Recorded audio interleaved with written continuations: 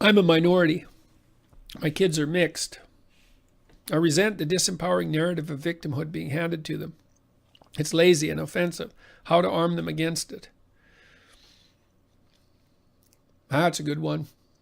Well, the first question is, you didn't tell me how old they were, so that complicates things.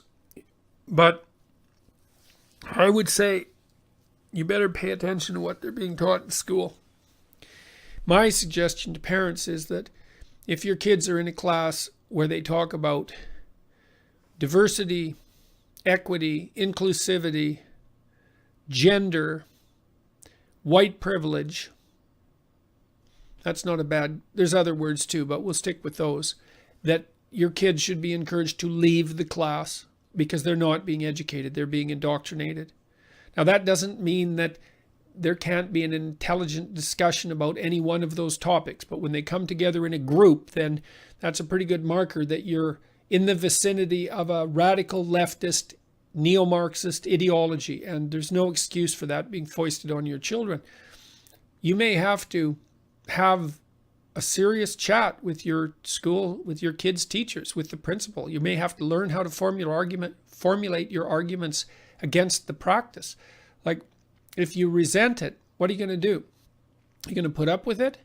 You're going to get angry and take it out on someone else? You're going to do something stupid because you're resentful? It's like that's likely, right? Or you're going to swallow it and get weak. I mean, Jesus, those are dismal options. I mean, first of all, you might want to find out if all your resentment is justified. You can talk to someone that you admire and see if you're just flying off the handle, because maybe you are. But if you're not, well, if something is happening that you really don't like, that's a sign that you have to do something about it, because your being is rebelling against that constraint.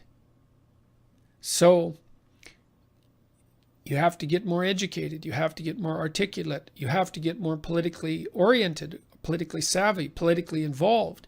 You have to talk to people and make a coalition. You have to face down your children's teacher. You have to come up with a plan for what happens if, when you face them down, nothing changes. You have to lay out a strategy of ideational war, or you have to live with your resentment and risk having your children disempowered by the narrative of victimhood. That seems like a really bad outcome. You know, if they see you resisting it actively, then you are right then and there acting out the contrary narrative. So if you don't believe that they should be described as disempowered, then you should act in a manner that indicates that your convictions have far more potency than you might believe.